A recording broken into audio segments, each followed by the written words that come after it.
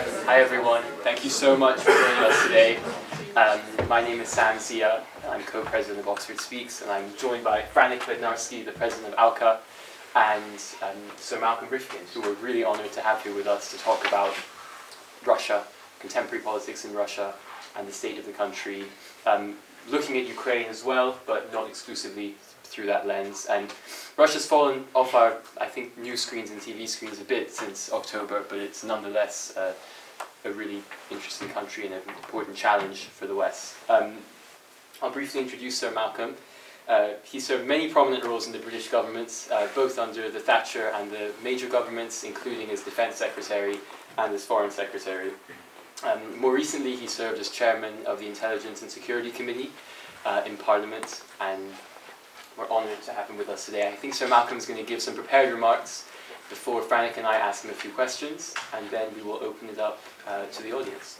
Right, well, thank you very much, Sam, and thank you for that very friendly introduction. It's always nice to have your biographical details expanded upon. President Lyndon Johnson was once introduced in that way, and he said, "Thank you, it's a sort of introduction which my father would have enjoyed and my mother would have believed." So let's start on that basis, please. Now, I have the splendid luxury of not being bound by being a member of the government, of any government at this moment in time. I am a retired minister. It is sometimes said that ministers know when they're retired. It's when you climb into the back of your car and it doesn't go anywhere. And that happens to them all eventually. Now, my subject, to go straight into it, is, as you've heard, Russia. And I've really given as the theme of my remarks a quotation, a very well-known quotation from Sir Winston Churchill. And Churchill once remarked that Russia is a riddle wrapped in a mystery inside an enigma. And that's well known. What's not so well known is what he said immediately afterwards, which is, if you ever want to understand Russia, then try to identify what it perceives to be its national interest, because that's what motivates it, whether it's the Tsars, whether it's the Communist Party, whether it's Putin. Now, to have a proper understanding of contemporary Russia today, not just Ukraine, but everything that is happening in Russia, you've got to start not 400 or 500 years ago, but you've got to start that extraordinary annus mirabilis, 1989, when three things happened, not just one. And we were all familiar with the fact that the Berlin Wall came down on that year, but it was a part of a much wider process. And when I say three things happened, very briefly, let me remind you, because I assume you are all aware of them, but just to get it into context, what they were. Because they were all happening at the same time, but all had different implications. The first was the end of the Cold War. And that Cold War, which had existed since 1948, was far more dangerous than anything we face at the moment. That was two nuclear superpowers, the United States and the Soviet Union, each with massive nuclear arsenals, and each divided by a fundamental set of beliefs which motivated them. The communist ideology, which was not just a Russian ideology. It had millions of supporters in France, in Italy, in Latin America and elsewhere, and China, of course. So it was communism versus capitalism, or communism versus what we call democracy. And at the time of the Cuban Missile Crisis in 1962, that showed how even diplomatic and foreign policy differences can lead to crisis which could have erupted into a third world war. With all the problems we have at the moment, there is no risk of a world war breaking out. That can never be dismissed entirely, but the situation is not of that scale. So that was the end of the Cold War, the Gorbachev-Thatcher and then Gorbachev-Reagan relationship led to the end of the Cold War without virtually a shot being fired. But what was the second thing that happened? In the same period, arising out of the same circumstances, it was the collapse of communism as an ideology. It wasn't just the Cold War ended. The Soviet Union ceased to be a communist country. And Putin, with all his ghastly faults, is not remotely a communist. And actually, even Xi Jinping in China, ruler of the Communist Party, there are more billionaires in Beijing and in China than there are in the United States. So it's not the kind of communism that Marx or Lenin would have recognized that happens in China at the moment. So communism effectively has disappeared. You have a different form of state capitalism in China, and it's totally disappeared even from the rhetoric in Russia. And it failed for a very simple, well, a number of reasons, one of which is that it couldn't deliver the result. Somebody once remarked, I thought brilliantly, that communism only worked either in heaven, where they don't need it, or in hell, where they have it already.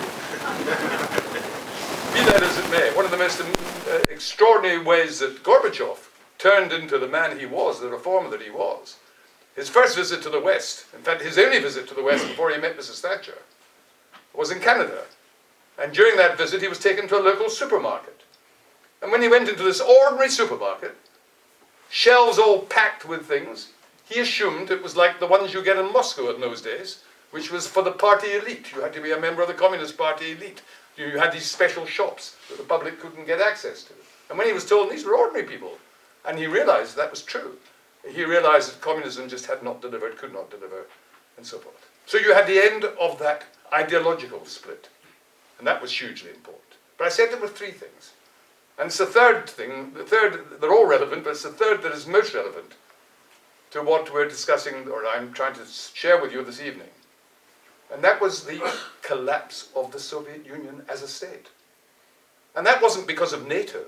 NATO didn't destroy the Soviet Union. That was Yeltsin, who had just taken over from Gorbachev. And he and his colleagues decided that the Soviet Union, which was another name for the Russian Empire, inherited from the Tsars and built up since Peter the Great 300-400 years ago, was so multi-ethnic, had so many internal divisions, had so many local nationalisms, not just Ukraine, the three Baltic states, the states in the Caucasus, Armenia, Georgia, Azerbaijan, the states in Central Asia, the Stan, so-called, Kazakhstan, Uzbekistan, Tajikistan, they were all parts of an empire that had been built up. And what the Soviet Union had become, paradoxically, was Europe's last empire.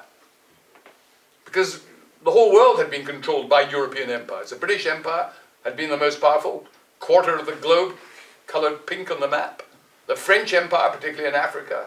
The Spanish had been all over Latin America, the Portuguese, the Dutch, the Belgians. All these empires had gone in a pretty short period of time, overwhelmingly from the late 1940s to the 1970s, 1980s. It all disappeared. The one that was left was the Russian Empire.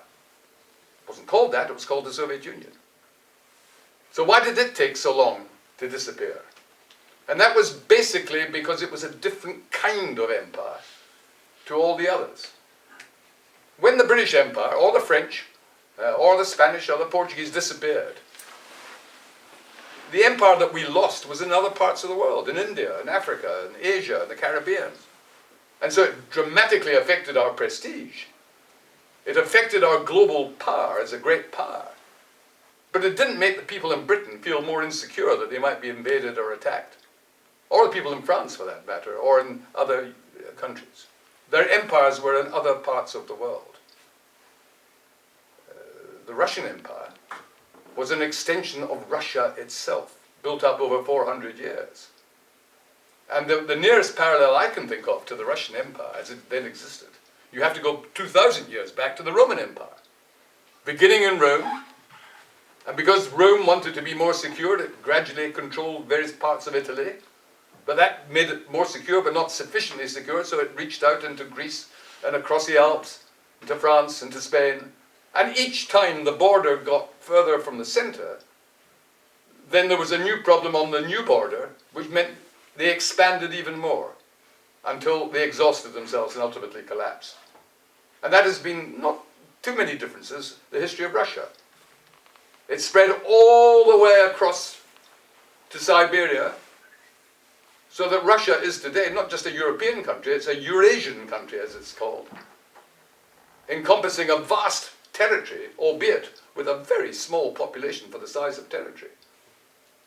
Russia today has a population, think of China, with 1.3 billion. Russia is 150 million. Its population is the same as France and Germany combined. So it's a big country, but not in the global sense. The United States has twice the population of Russia. Britain has half the population of Russia. But what we all get mesmerized by is this vast space. And, of course, the natural resources that can be found in that space, the oil, the gas, the minerals, and so forth, which is what gives Russia such wealth as it has. So, when the empire called the Soviet Union disintegrated, it was a decision taken within Moscow. And not only was it not demanded by them, Putin likes to believe that somehow the Soviet Union was destroyed with its previous borders because of the wicked Americans or NATO or something of that kind. It's not just wrong, it's absurd.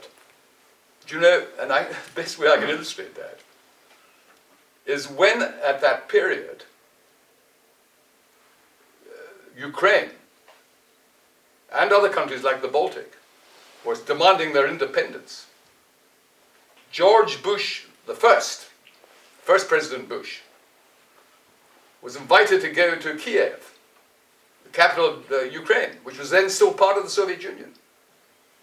And he was invited to address the Rada, the parliament. And he, in his speech, tried to discourage them from choosing independence. Why? He wanted them to remain part of the Soviet Union, if there was to be a Soviet Union. And that wasn't because he liked the Soviet Union or anything of that kind. It was because the Soviet Union's nuclear weapons weren't all in Russia. Some of them were in Kazakhstan, some of them were in Belarus, some were in Ukraine. And if these countries became independent, unless they agreed to hand over all their nuclear weapons, we would have 5 new nuclear weapon states. And in those days, nobody knew who would be ruling an independent Ukraine. It might have been somebody worse than Stalin, worse than Putin. It might have been some lunatic in charge of nuclear weapons. So the Ukrainians in the Ukrainian parliament were so unimpressed by what Bush was saying to them in Kiev, their capital, that his speech ever since has been known as the Chicken Kiev speech, for reasons you can speculate on. And his advice was not accepted. So they became independent countries. And that goes a long way to explain Putin's obsessions and Putin's behavior. It's worth remembering that, yes, it is true that Ukraine was part of the Russian Empire that became the Soviet Union. But it was never Russian in the sense that Putin implies. He wasn't the first to try to exercise control over non-Russian nationalities within the borders of the old Russian Empire. In the days of the Tsars, in the 19th century, the Tsars would refer to Russia itself as Great Russia. Ukraine they would describe as Little Russia, and what is now Belarus would be called White Russia. Because these were the 3 countries of the old Russian Empire that were Slav. That's what they had in common. They were all Slavic background. And as far as Moscow was concerned, that gave them a justification for forcing them all to come under one government, because that made the people in Moscow feel more important and more secure. Now, let me just say a word about the Gorbachev period. And I can speak with some more authority on that than almost anything else I'm saying this evening, because I was in government. I was a Minister of State at the Foreign Office. I wasn't Foreign Secretary at that time. I was the number 2 as Foreign Secretary. But I had responsibility under the Foreign Minister for our relations with the Soviet Union. And I was present when Gorbachev came to see Mrs. Thatcher. And this was something quite extraordinary, because for some years before, the relationship between the Soviet Union and the West was very bad. The Soviets had invaded Afghanistan, they were doing various other things that were very controversial, and relationships were very, very poor. And when Mrs. Thatcher invited Gorbachev, he was not yet ruling the Soviet Union. He was the youngest member of the Politburo. And I remember vividly, when I was a junior minister at that time, some of the diplomats in the Foreign Office saying, the people running the Soviet Union at the moment are all geriatric. And they were. Brezhnev and Andropov and Chernenko, they're all men in their 70s, some of them about to become 80s. A bit like being President of the United States, I suppose. And they said, what you ought to do is have contact, Britain and America, with the younger members of the Politburo. Because one day they're going to run the country. And I said, well, who are they? And two names were mentioned to me. One was a name, surname, just think of the significance of his surname. He was called Grigory Romanov. No relation of the Tsars, but that was the name he had. He disappeared quite quickly. I don't mean killed, he just you're going to make that distinction nowadays. But he was no longer. But the other one was Gorbachev. And Mrs. Thatcher agreed, with some skepticism, that we should try and encourage him to come to Britain. He'd hardly been in Canada, as I mentioned before. It was the only country he'd been to in the West. And we got a message from him eventually saying, yes, he wanted to come, and he wanted to bring his wife with him. And his wife was a remarkable lady in her own right, because most wives of Soviet leaders were very poorly educated. You knew nothing about them, they were never mentioned, they were in the background. A bit like Putin's government at the moment, actually. And this chap, Gorbachev, his wife, was a philosophy graduate, very sophisticated, bit of what used to, in this country many years ago, might have been called a blue stocking, a rather serious intellectual sort of lady, and she was coming with him. And when Gorbachev arrived, and Mrs. Thatcher welcomed him, I was there was about a dozen of us, and the first thing was to have lunch. And Gorbachev was sitting next to Margaret Thatcher, and she was determined to, and they had an interpreter sitting behind who was giving simultaneous translation, and she was determined it wasn't going to be a conversation around the whole table. She wanted to get to know this guy, and he wanted to get to know her. And I was very lucky, because I wasn't sitting next to them, but I was sitting just on the other side of the table, and I could hear what was being said. I had the Soviet ambassador sitting next to me. And they were having a great split. They weren't having an argument, they were just getting to know each other. And they'd already become fascinated by these two very extraordinary personalities, Margaret Thatcher and Gorbachev. Totally different people, but with some similarities. And Gorbachev was in full flight in Russian, but it all being translated. And Mrs. Thatcher noticed, I mean, the food had been put on the table, and Mrs. Thatcher noticed that he was the only person who hadn't even started to eat his. And being a bossy sort of lady, she interrupted him through the interpreter and said, Mr. Gorbachev, you have not eaten anything of your food. Please, you must eat, you must have some lunch. And I've never forgotten I heard his answer when it was translated. He said, Mrs. Thatcher, some people eat to live, others live to eat. And he insisted on, the food was irrelevant, much more important, the conversation. He and she then went off to have their tete-a-tete, just the two of them. Apart from the interpreter, nobody else was there, although we've seen records of the conversation. I was asked to look after his wife and show her something. This was happening at Chequers, the Prime Minister's country residence. To impress the Russians, we said this is the Prime Minister's dacha that we're going to be giving you lunch in. So I took Mrs. Gorbachev round the building, and when we went into the library, there's a reason why I'm telling you this. When we went into the library, because she was a very cerebral, bright, interesting lady, she started looking at the books. And a lot of books, it was a very good library with a lot of old books and so forth. And she turned to me at one stage, and through the interpreter, she said, I am so delighted to be in England. I've always wanted to be in the country of Hobbes and Locke. Two 17th century English philosophers of distinctly liberal backgrounds by the standards of the day. And here was the wife of a Soviet Politburo member, not only knowing about them, but wanting to identify with them.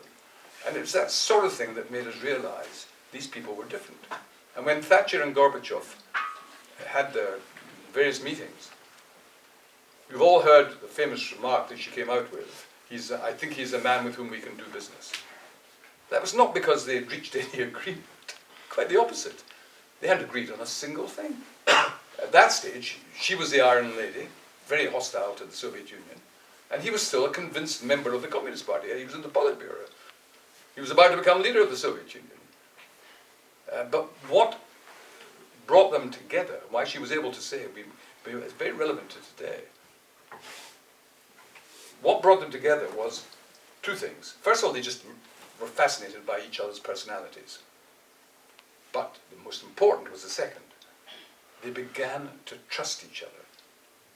And when you think about it, in order to trust someone, you don't necessarily have to agree with them. You don't necessarily have to have resolved your difficulties with them.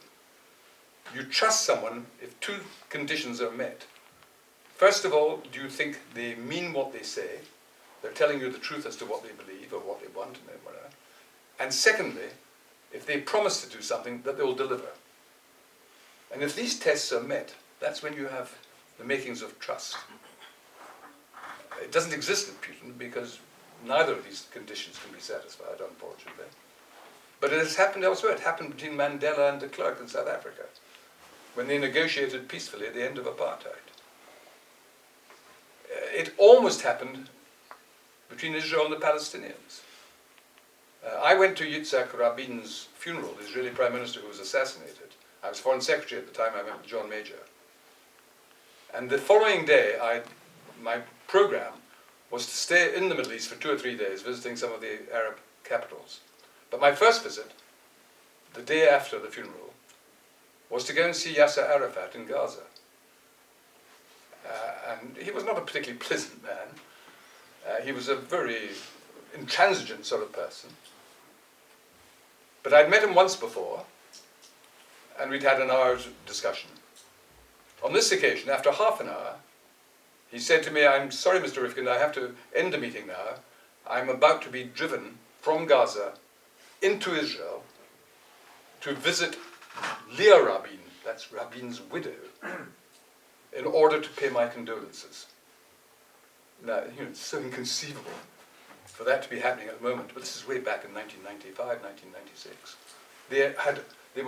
That's why Rabin was assassinated, because some of the extreme Israelis did not want a deal, and of course many of the Palestinian side equally didn't want one. But even somebody like Arafat and Rabin were able to gradually trust each other. So let's bring it forward. I've got to speak for another 10 minutes and then we can move to questions and discussion. Let's talk about the remaining 10 minutes where we are now in Russia, with Ukraine. Whatever happens, because you will be reading Ukraine's faltering, Russia's getting more powerful militarily, it's stopped the Ukrainians gaining back territory and is maybe beginning to advance. Whatever happens now, Putin has lost. Because to understand whether he's won or lost, you have to go back to what he was intending to do when he invaded Ukraine. The objective was not just to grab a bit of territory here and a bit of territory there. It was to extinguish Ukraine as an independent state, and not just as an independent state, but as one that had control over its own destiny. And Ukraine had already made it clear, not that it wanted to be identical to the West. The Ukrainians have their own culture, their language is closer to Russian than it is to any Western European language. But they were determined to preserve their independence.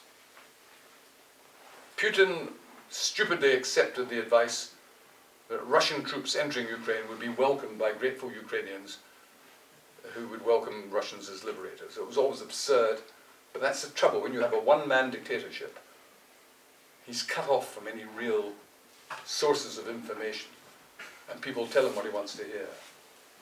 So even today, the Ukrainians control 85% of their territory.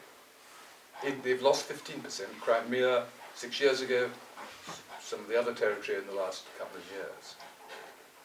But that 85%, and something like 85% of their population, still make them one of the largest countries in Europe. And of course the army that they have now, after Russia itself, the Ukrainian army is now one of the most powerful in Europe. It's got 500,000 people who've got recent experience of combat, are continuing to have that experience. with the most modern weapons that have been provided by the West and by others, but some of which they have made themselves. So, whatever happens, first of all, Ukraine is guaranteed, in my judgment and on all the evidence that is there at the moment, Ukraine will remain an independent state and will not be controlled by the Kremlin. Secondly, a war which Putin began because he was afraid that NATO would expand to include Ukraine. As a result of Putin's own behavior, Sweden and Finland, neutral for 100 and 150 years, said if that's how he's going to behave with Ukraine, the quicker we get into NATO, the better. And that has great geopolitical significance. Because remember, Sweden and Finland are Baltic nations. And together with all the other Baltic nations, including Latvia, Estonia, Lithuania, parts of Germany, parts of Denmark, the Baltic Sea is now 90% that belonging to NATO countries. Russia, its only access through the Baltic is a small sliver of territory around St. Petersburg and the enclave of Kaliningrad, which is next to Poland. Now that is strategic failure of the highest order, because it also means that if Russia was to invade the Baltic states, up till the time Sweden and Finland joined, the only way of reinforcing the Baltic states was through a narrow corridor from Poland to Lithuania. Now, if they were under threat, Sweden and Finnish airspace and the sea itself could be used to transport troops, weapons, tanks, aircraft within 2 or 3 hours. So the distance is not far. And as members of NATO, they would act as one. So that was part of the irreversible damage that Putin's done to Russia's own interests. But that's not where it stops. Russia relies on its natural resources for its wealth. It's failed to do what China did and become a modern economy. It relies on oil, gas, and minerals. Someone in Tsarist times, in the 19th century, said Russia today only has 2 friends. This was in the 1880s. It only has 2 friends. Its army and its navy. Somebody recently said Russia today only has 2 friends, its oil and its gas. Now, the oil remains very much the source of its revenue, but the gas industry has been destroyed by Putin. Gazprom was one of the world's largest companies, most powerful companies, and its most powerful market was the gas that it sold to Germany, to Poland, to half of Central Europe, and a number of other European countries. All of that has now disappeared, never to return. Germany, Poland, all these other countries, with very small exceptions, have now found other sources for both their gas and for their energy requirements. And I saw just recently, the assessment is that Gazprom, once the world's largest company, has lost 80% of its revenue. And you can't replace markets with gas so easily. If it's oil, it's not too difficult. You put them in tankers and send them around the world. Gas can only be transported either through pipelines, which if they don't already exist, take at least 5 to 10 years to build. And they're hoping to do that with China one day, but that will take 10 years at least. Or you have to take them in what are called LNG ships, specially adapted ships that change the gas into liquid in order to take them to some other part of the world. And when they get to the other part of the world, it has to be transferred back into gas so that it can be used by consumers and other users of gas. Now, none of that is available except in the long term. So he's destroyed their economic potential through their gas industry. He's destroyed his aspirations on NATO, because NATO's got larger, and one day it may get Ukraine as well, but it doesn't. Sweden and Finland are hugely important. And my very final point is when you hear that, well, that's all very well, but look what happens at the United Nations when there's a vote. And not all the global south, the countries of Africa, of Asia, Latin America, they don't all vote with America, with Western Europe, with Ukraine. And that's true. But it's grossly exaggerated, the significance of that. First of all, this is not new. During the Cold War, India, Africa, Brazil, all these countries formed what was called the non-aligned movement. They said, we're not going to take sides. This is between the Soviet Union and the West. We want to be friends with both or have relations with both. But when you look at the actual voting in the United Nations, when there was a resolution, I've just used one example, I could give you a dozen, but the most important one was condemning the annexation by Putin of those parts of Ukraine that they are occupying. And on that vote, 170 out of 180 countries refused to vote with Russia. In fact, they got 7 votes, one of which was their own. The other were the usual suspects, Cuba, Venezuela, North Korea. Even China abstained. Something like 130, 140 countries condemned Russia. 30 abstained, which means we're not prepared to vote with America or with the West, but we're not prepared to vote with Russia either. And that included India and China at that time. So this is a very fluid situation. And perhaps in the discussion that comes, somebody's going to ask me, how's it going to end? I'll leave it for the question and then I'll try and get to the answer. Thank you.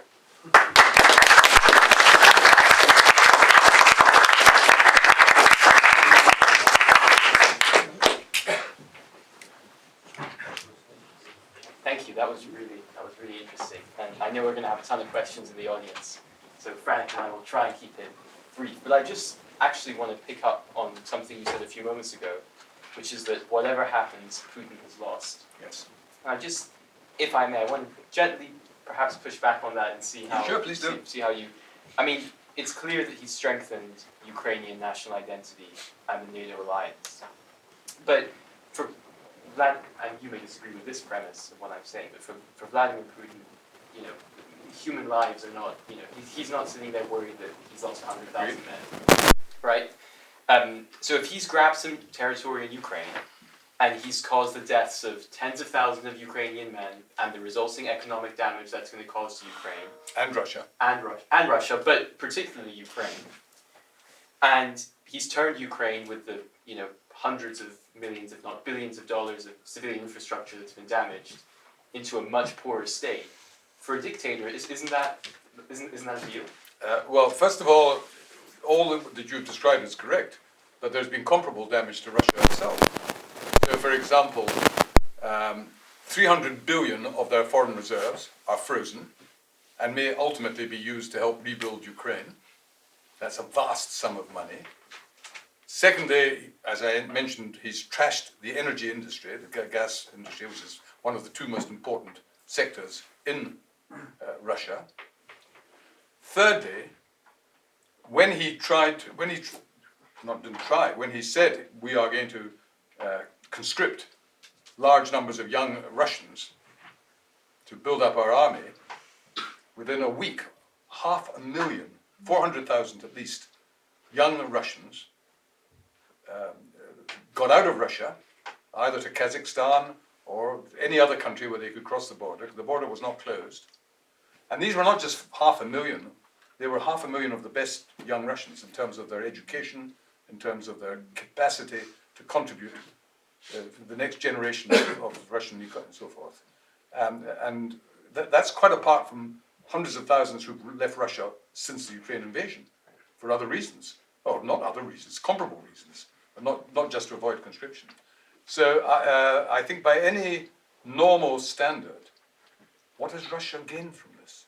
Its reputation has been trashed by its own behavior. It has not going to destroy Ukraine, and Ukraine will be weaker for a good number of years. But Ukraine now is getting help from around the rest of Europe. The whole of Europe, apart from Hungary, is giving full support to Ukraine, including military support, but also economic. The European Union has already transferred and is continuing to transfer very large sums. Ukraine has become part of the European family of nations, whereas Russia is essentially shunned. And Putin himself has been subject to the International Court of Justice. He can't even travel around the world He was going to go to South Africa for a conference. They had to cancel it because South Africa is a member of the International Court, and in theory, he might have been arrested there. So that's not exactly a great diplomatic triumph. Yes, I was going to pick up on one particular aspect of the Russian kind of geopolitical situation, which is in 1984, you made a ministerial visit to Poland against the wishes of the government at the time to visit the grave of priests. Polish government, not the British. Indeed, yes, of course. But where do you think, in this very fluid situation, does Poland fit, and where does its government and its approach to the conflict kind of come in? Both in the European sense, in the EU, but also more broadly in terms of Russia's own vision of itself. Well, Poland, as you know, has been quite deeply divided between the former government that were defeated just a couple of months ago and the current government. But the one thing they had in common, it's in every Pole's DNA, is to distrust Russia because of their own historical experience. When Russia invaded them, when Hitler was invading from the west, Stalin invaded from the east under the Molotov-Ribbentrop Pact. And the previous examples of that. So every Pole loathes Russia, apart from Gorbachev and Yeltsin, who were the exceptions to the rule. What has happened, though, is the Poles have, by a significant majority, thrown out the previous Polish government, which was very nationalistic, very old-fashioned, very ultra-conservative in the worst sense of that word, and replaced them by a more centrist government that is determined to rescue Poland and ensure that the rule of law actually is the same as in other European countries. So there's deep divisions within Poland, but the one area where they're not divided is Ukraine. There is no significant difference. There might be differences of detail, but not on the fundamentals. I mean, can we just talk a little bit about sort of Western policy towards Russia? Because it seems as though one of the theories of the case on the sanctions before the war and then right before the war and then when the war started was that if we sanction them, basically, so absolutely try to destroy their economy, but also try and turn the Russian elite against Putin because they can no longer ski in, Aspen or that hasn't, the Russian elite has not, you may disagree, certainly, I think, has not turned on Vladimir Putin, and is unlikely to do so. So it doesn't have the means to do so. This is a dictatorship. If you even criticize the war, you are arrested and banged up. It's not a very easy thing to do. You have to be very, very brave, even to criticize what is happening. You can't even say it's a war. It's a special military operation, you may have noticed. At least that's what it was intended to be, but they still use this absurd jargon. We do not know for certain what the Russian public believe. I think, to be fair, one has to accept that there will be a lot of Russians, perhaps more than half, who say Russia is such a vast country, whoever governs it, that you need to have a strong government. You need to have a centralized government.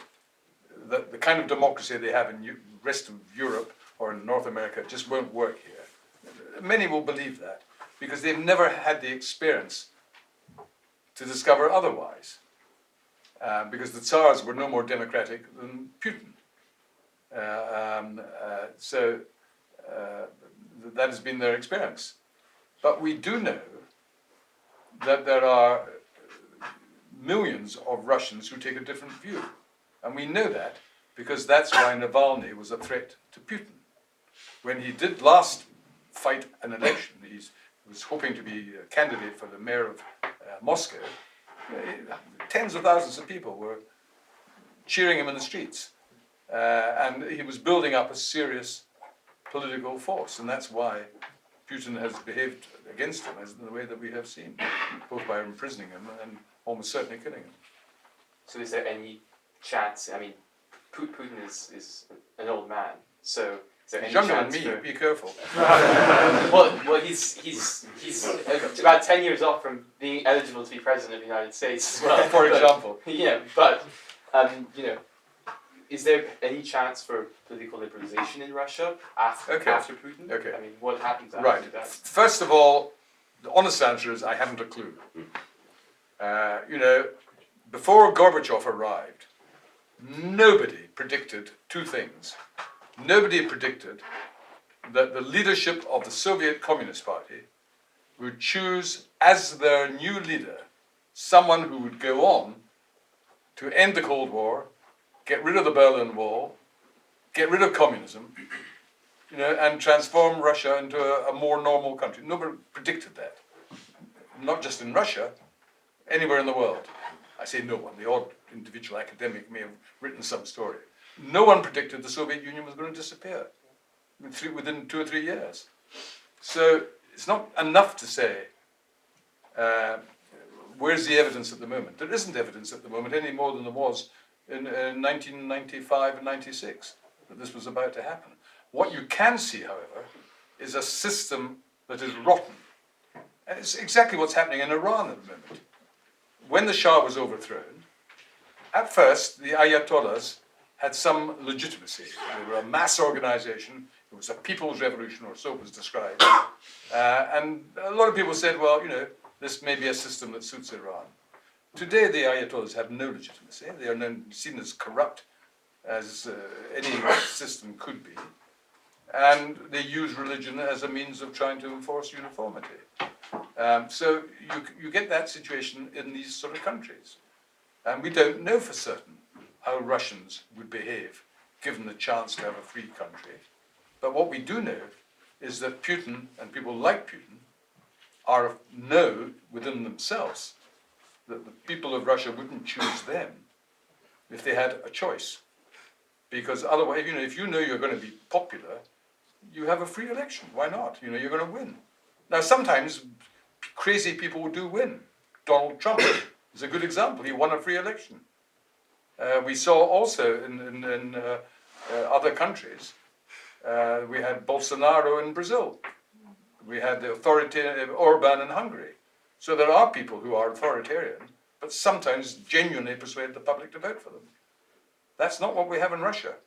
The Russian public are not allowed to have any choice at any level of their government. And that can only mean that the people in power know perfectly well they'd be thrown out on their necks if the choice was there.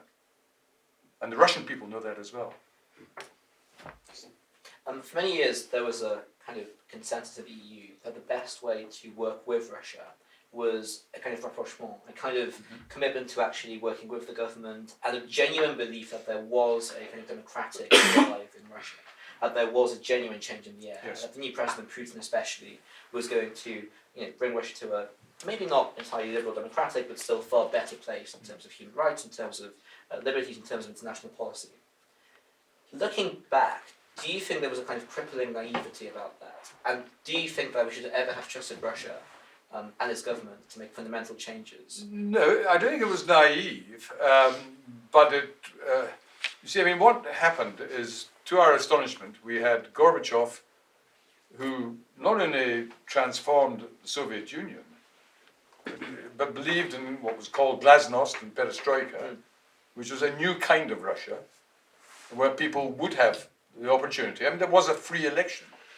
Yeltsin was elected when he became president in what was, by Russian standards, an incredibly free election. And the the old KGB had been dissolved. And people were, I remember when I went to Russia at the time of Yeltsin, I was Minister of Defense at that stage, and I was taken to some Russian military base. And they were all keen to discuss, could we buy some of your equipment? You might like to buy some of ours. And everything was incredibly different to what it had been until then. So there was this period of a number of years, the Gorbachev years, the Yeltsin years, and then Yeltsin made a ghastly mistake in appointing Putin as his successor. And Putin at that stage had very few political views of his own. He was a Russian nationalist, so that's not necessarily dangerous. You have nationalists in many countries.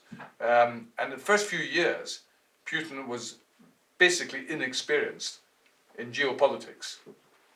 And he continued to rule Russia, not that different to Yeltsin, But all the time, as an ex-KGB man, he was increasing his own personal power. But he wasn't having a clash with the West at that stage. He was trying to ensure that he was going to be in power for a long time. But his international policy was not too bad. But gradually, as he became more powerful, he became more nationalistic. And Putin once he wrote once and published, he said the greatest disaster of his public life had been the collapse of what he called the Soviet Union, but he meant the Russian Empire. That was the terrible mistake that Yeltsin made in allowing Ukraine and all these other 14 countries to become new independent states. And his own then warped mind then said, well, maybe we can reverse some of that. And he has reversed some of it in Crimea and bits of Georgia and so forth. And the war in Ukraine is the biggest example of that. We come to a question in the audience now. Yeah, do you want to ask? It's well-known fact that at the beginning of his presidential years, Putin made it clear he wanted to be. I'm going to stand up so people can hear what I say. Yeah, he wanted to be part of NATO. Yeah, he wanted to That Russia. should be part of NATO. Yeah. Well, And yes, but. my question is, what was the rationale behind Right. the collective Western? Okay. To this proposal. Let me say something on that about the NATO dimension. Yeah. First of all, when the Cold War ended and the Soviet Union collapsed, America, Britain, France, Germany were not particularly interested in expanding NATO, apart from East Germany. East Germany was going to be part of West Germany, and West Germany was already in NATO, so that was the only big issue. But immediately, these countries became free of Moscow. Countries like Poland, Czechoslovakia as it then was, Hungary, they all said, look, yeah, Russia's okay at the moment, but our experience of Russia is they won't stay like, or they probably will not stay like this. We want to become Western countries, we want to be in the European Union, and we want to be in NATO. And we're going to be democratic, we're going to have the rule of law, and NATO has already expanded several times in its history. Originally, Greece and Turkey were not members, and so forth. So it can expand, and eventually that was agreed. And then the big question became the Baltic states. And they too, as you know, have become members of NATO. NATO has never been keen on Ukraine, until certainly, even now, there's very mixed feelings. Because NATO is not just about helping other countries, it's whether these countries can help NATO. And NATO, until the Russians invaded Ukraine, Ukraine itself was deeply divided between half the population that saw its future with NATO and the European Union, and the other half, who were not Russians, but many were Russian-speaking, who felt Russia as a more natural partner because we are Slav and our history has been so much closer. What Putin has achieved with remarkable stupidity, he's done more to unite the people of Ukraine than any Ukrainian, apart from the current president, Zelensky, has been able to do. Because by attacking a country, you unite it. And many Ukrainians who wanted to be closer to Russia said, no, we're not prepared to have our country destroyed. We don't mind being friendly with it. But if the price of friendship is to lose our independence. But still, why the collective West didn't allow Russia to be part of NATO at this time? Right, sorry, you started with that. It's not that they never applied. This was a remark that Putin made in conversation with Reagan, or not Reagan, Bush, or whoever it might be. Maybe we would like to join NATO. Now, the reason that was never serious and could never happen was because NATO can only operate if it is an integrated military alliance. And there is no way the Russian military would have allowed themselves to become part of a military alliance where the supreme commander was the United States. Okay. And from NATO's point of view, Russia in NATO would have had a veto on NATO being used. You know, if NATO is used, it normally can only take decisions unanimously. And there is no way we could have agreed because nobody knew what Putin was going to turn into, or who his successor might be. So it was never a realistic possibility. But what we did do was we created what was called the NATO-Russia Council. So the Russians were invited to constantly be in close communication with NATO, to attend many joint meetings. And who knows what that might have led to if Russia had been able to develop itself as a genuine democracy over a generation. Yes, who knows what NATO itself might have become redundant in such a situation. Next question. Thank you. Thank you so much. It's a pleasure to have you here. I just wanted to take a slight issue with what you said on Putin's aims being to take over the whole of Ukraine and, Yes. and take over it all.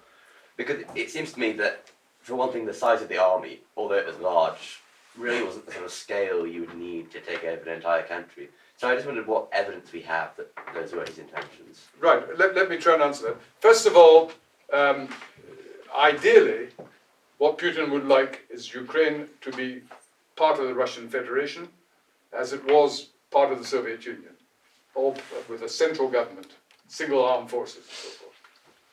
Putin is not completely stupid. He knows that might prove very difficult, if not impossible, at least over the first years. So his initial objective is to make sure they are not aspiring to join the European Union or NATO, that they accept that their natural ally is Russia, and that their foreign policy ultimately will be decided by Russia. If you think of during the Cold War, Poland, Hungary, Czechoslovakia, Romania, Bulgaria, the satellite states, they remained independent countries nominally, but they could not pursue their own foreign policy. Russia, the Soviet Union told them what they could do. And when they didn't do that, we had Hungary in 1956 or the Prague Spring 1968. That's what he's trying to do. But it's worse than that, because what he has done with the bits of Ukraine that he has controlled in the last 3 years, he's annexed them. He's claimed they are now part of the Russian Federation. Nobody in the world accepts that, apart from 3 or 4 countries. But that shows the mentality. He has said, Mariupol, or the land bridge between Crimea and Russia, is now part of the Russian Federation.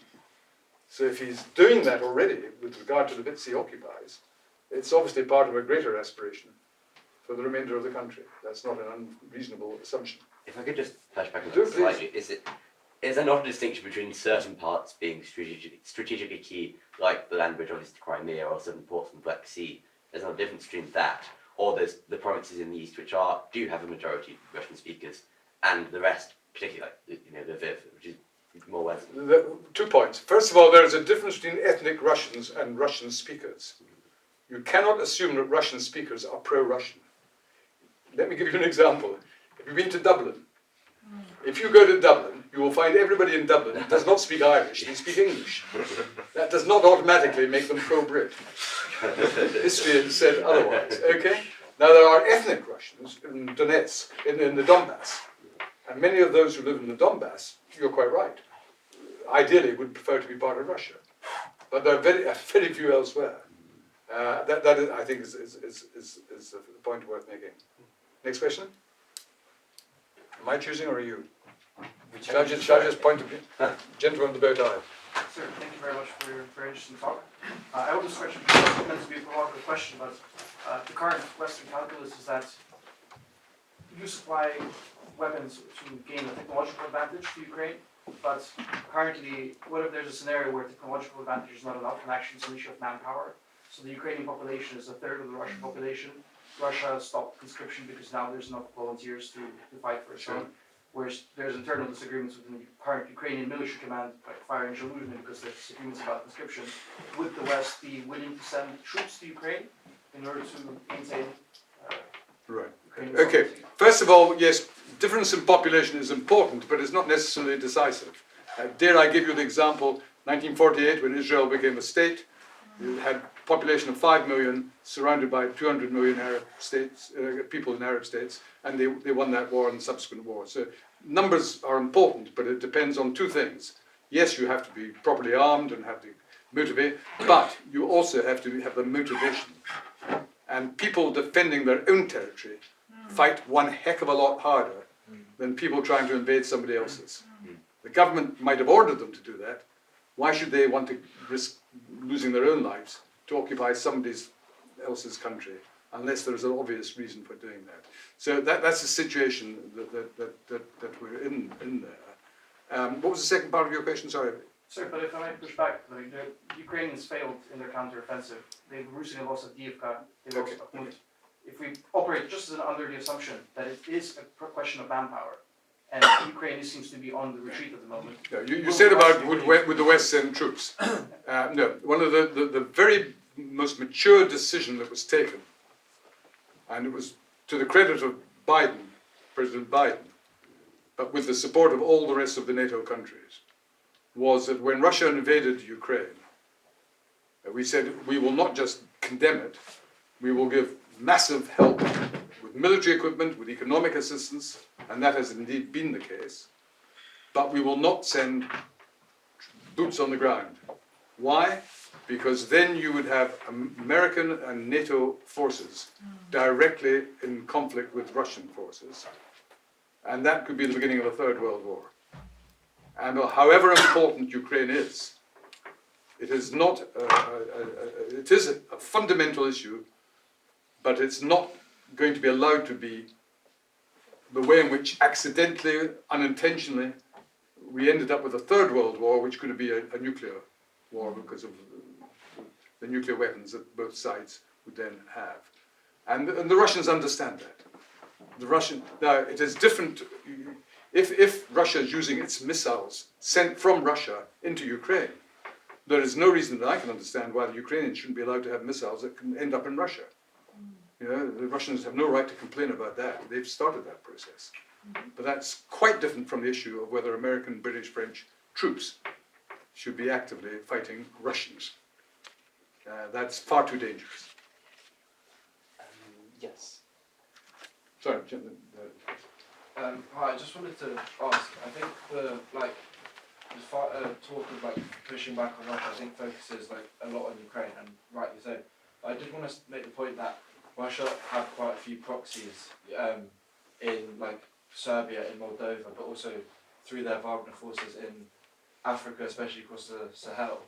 I just want to ask, to what extent do you think this should play a part of the West calculus in pushing back on Russia? Because I'm not sure it's really spoken about, and these are arms of the Russian state which are causing...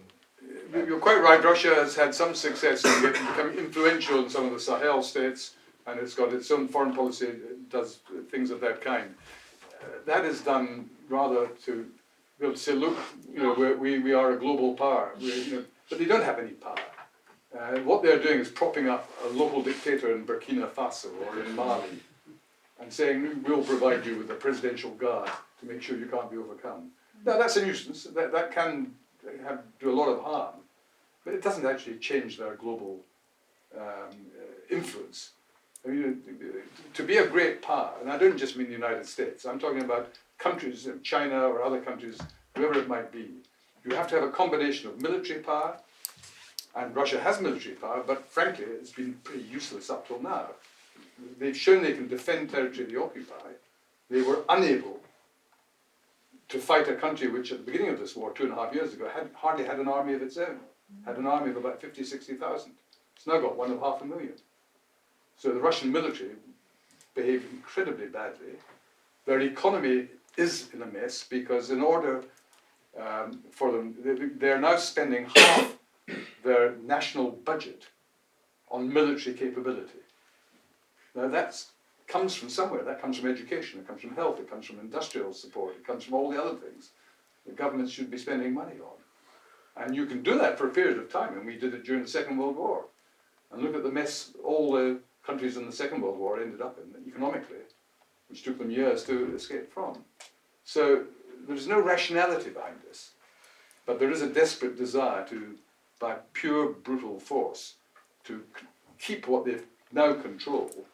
What we don't yet know is, do they have the capacity with these new military forces to actually advance?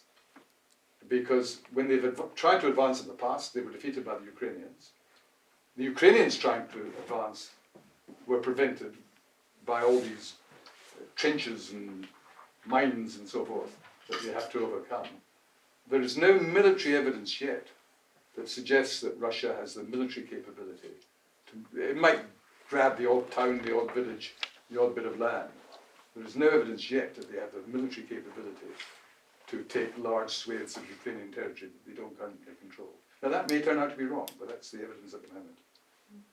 Yes. Well, thank you, Sir Malcolm.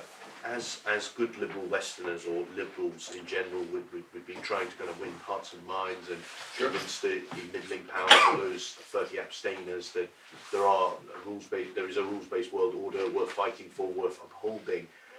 At the risk of being that person who brings up Israel, do you think what the Netanyahu government is doing is undermining that message of rules-based world order? Well, I mean, I'm no fan of Netanyahu's. I think many of the things the Israeli government have been doing have been very foolish and very mistaken. I'm a strong believer in a two-state solution and all that sort of thing. So I have no difficulty with agreeing with part of what you're saying. But I think that you've got to be realistic about this. This conflict that's going on at the moment in Gaza was not initiated by the Israelis. I mean, you can say there's a historical background to it. Yes, there is a historical background to it. But what Hamas did, and they boasted about it. It wasn't just some guys who got out of control. They massacred 1,000 women and children in the most brutal way. And therefore, I hope there will be a ceasefire. But a ceasefire can't be one-sided. If there's to be a ceasefire, which there should be as soon as we can, Hamas has to do two things. It's first of all got to release all the hostages as part of that ceasefire. And secondly, it's in a credible way, it's got to give an absolute commitment that that kind of aggression against Israel is not going to be repeated. And at the moment, they're showing no evidence of being willing to do that. So a ceasefire that is simply the Israelis stopping their side of the conflict means it will be repeated, if not this year, next year, or the year after.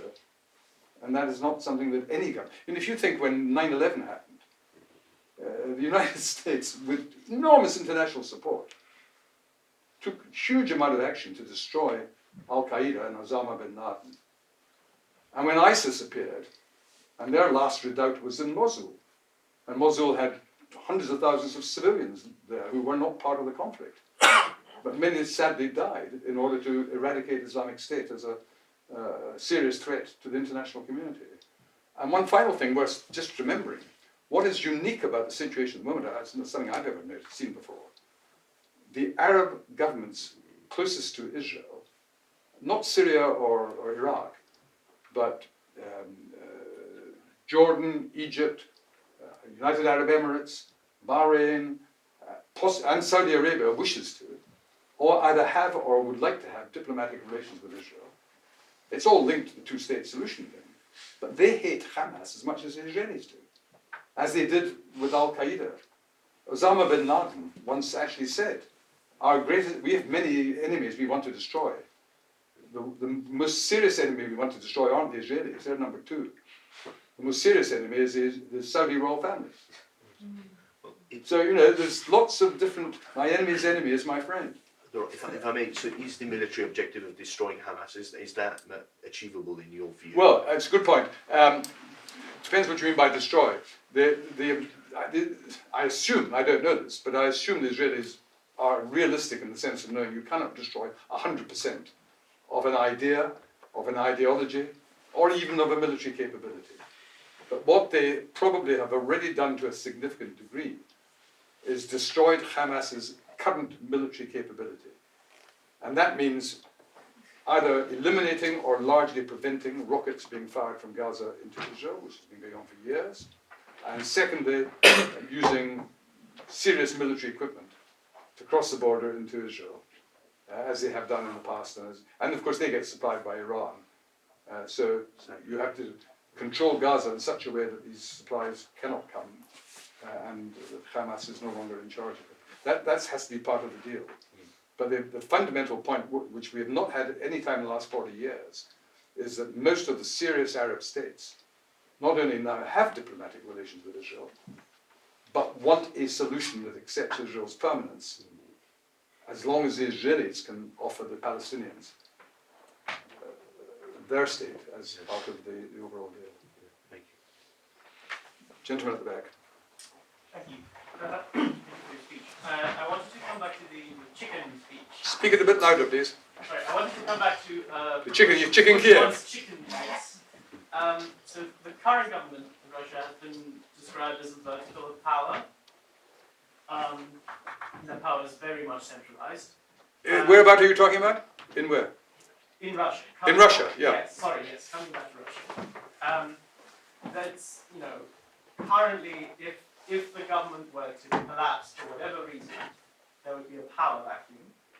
And as we saw with the recent revolt by the Prigozhin, you know, that caused generalized concern and would trigger potentially global instability of one kind or another. How should the rest of the world best prepare for such a situation? Okay, of course you can't predict with any certainty what might happen, but let me give what I think is the most likely scenario. At some stage, Putin will either have a heart attack, or somebody will bump him off, or the people around him. There's no Politburo, as there was in the Soviet days, or as there is in China. There's no institutional way of getting rid of him. But the people who are powerful are the army, the intelligence agencies, and some of the oligarchs. These are the... Now, let us assume that Putin either dies in his bed or is bumped off, or the people around him say he's now such a liability he's got to go. It is quite true to say he's not going to be replaced by some mealy-mouthed liberal wanting to join the European Union and to go to the Court of Human Rights to show how wonderful they are. It will be somebody pretty brutal as well, but with one important difference. Whoever might take his place, and it would be more likely to be a troika rather than one individual, they will want to get out of this war. It's not their war, it was Putin's war. It wasn't a collective decision. This was one man decided this war. It's been a disaster for Russia. And I am 19, I can't prove this, but all my judgment tells me that whoever took over would have a marvelous excuse to get out of this war without the humiliation that Putin would experience if it was him doing it. Because he started it, it's his war. So that would be my response. May I just, my point was more, surely we're not, the global community is not interested in a disorderly transition of power, I would assume. Is there anything we can do to ensure that it isn't, you know, catastrophic? Well, it depends what you mean by orderly or disorderly. If a dictatorship collapses, there's bound to be a period of uncertainty and unpredictability and some degree chaos. Now, the only thing that would worry me is, first of all, none of us rationally want to see Russia just suddenly disintegrate, because that's when terrorist organizations and other sorts of ghastly people fill the vacuum. The other worry is the control of Russia's nuclear arsenal. So you want a responsible government, whoever that government is, that will not seek to use these weapons. And so far, there's no reason to believe that that is a point of difference between Washington and even the current Kremlin. You know, people who are running Russia at the moment, so far as we know, they are conscious that you cannot start a nuclear war without destroying your own country as well as your enemy. And that is as relevant to Putin as it is to anybody else. How many more of you? A couple more? Right. Gentleman at the very back. So with like the current aid package in the U.S. A bit louder, please.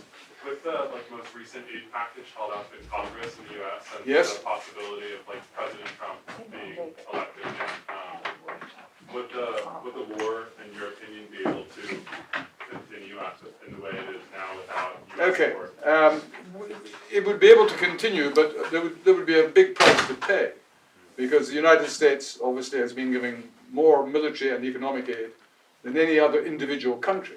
I think the European Union collectively has probably given as much economic aid as the United States. The United Kingdom is the second or third largest military provider. But the single most important point to bear in mind is that when Ukraine was part of the Soviet Union, something like 30% of the Soviet Union's military equipment was built in factories in Ukraine. They have, and these factories still exist, but most of them have been, over the last few years, pretty old-fashioned. They've not been. Now, what's been going on for the last couple of years, and really taking up an impetus in the last few months, when what's the problems with America now, the Ukrainians are working as we speak on trying to revamp all these existing factories that have the expertise, and things like ammunition, which is not requiring rocket technology. You know, the ammunition which they're short of, in a few months from now, they are likely to be able to manufacture a lot of their own requirements. And European countries will still be providing them with some of the ingredients that they might not themselves have, and also providing a lot of the technical skill. A lot of military personnel go to Ukraine, teaching them how to fly a particular modern aircraft or some modern artillery that they might not otherwise have had. And by God, they're quick learners, as we have seen. So, yes, they do have a big problem if America either foolishly chooses Trump or even without Trump behaves the way they're behaving at the moment in the Republican Party. But it's not, I mean, that's what Putin's hoping for obvious reasons. But it won't be all a bed of roses for Putin, whatever happens. Right, we have two more questions perhaps. Three. 1, 2, 3. Right, that's it. So, right. Yeah, so in your dealings with the Russians, at the last days of the Soviet Union, did you find they had the same sort of historical manifest destiny that we see with Putin? Or were they, you know, was Gorbachev bringing up Yaroslav the Wise, or what was the... No, I think, I don't want to generalize too much, but my personal experience was in the late 1990s when it was the end of history. Everything was going swimmingly well, fantastic. The Russians wanted to be, the government at the time, Yeltsin and Gorbachev and then Yeltsin, wanted to be democratic, wanted to have something meaningful about the rule of law, knew that they had to work with the West, were happy to do that. So I was very fortunate, in retrospect, in seeing that at first hand with the Russians I was dealing with. And there's such people are still there, but they're not in power. That's the difference. But one day that could change in the same way that Gorbachev changed everything. So don't get too depressed. I was once told the difference between the optimist and the pessimist. The pessimist believes things couldn't be worse. The optimist knows they could be. Right, second one was here, and then there's one at the back. Is there somebody here? Yes, you sir. I just wanted to push back on what I think you said about how the population of Russia would throw out the government if it had the chance.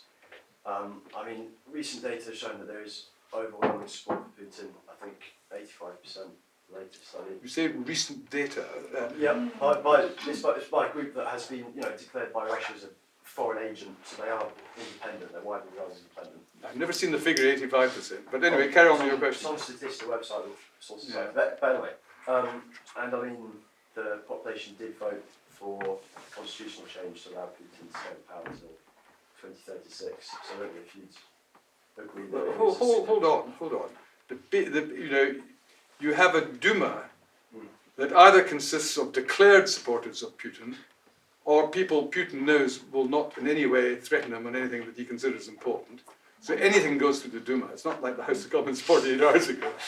It's not a real parliament. And likewise with a referendum.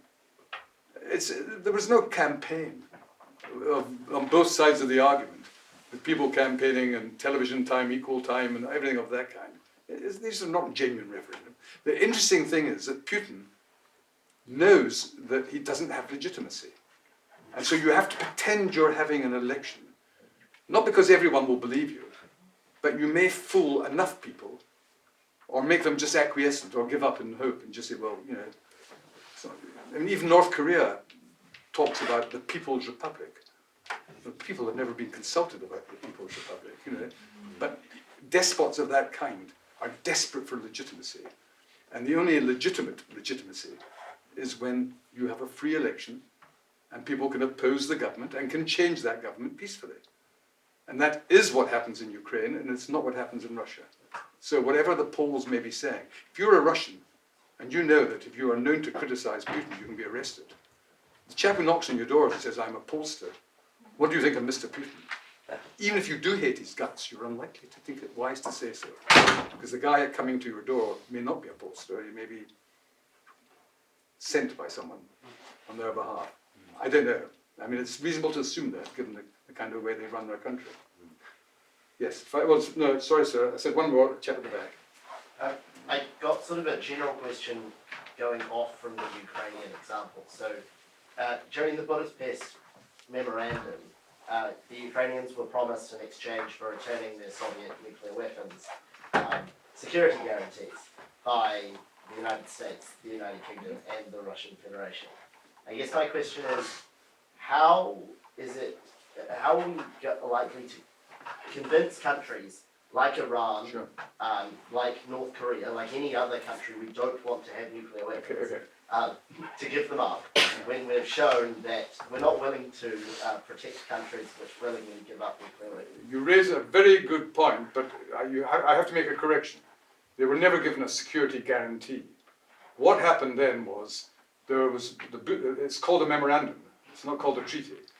The memorandum was that in exchange for the Ukrainians saying we will hand the nuclear weapons back to Russia, the Russians, as part of this document, they promised that they recognized Ukraine's borders, including Crimea, to be the borders that would continue to be the case, that they would have no claims against the borders. And in order to give this document added weight, America and Britain signed it, and it was deposited with the United Nations. Now, there was no security guarantees, but the Russians themselves had explicitly committed. Now, you're quite right, your basic point is correct, that if a country that took on trust such a promise and gave up its nuclear weapons is then attacked by Russia with nuclear weapons, but not using them, but a nuclear power state, of course that's a rotten example to the rest of the world. And that is what Putin has done to his own total shame. That's a good note to end on. Thank you very much.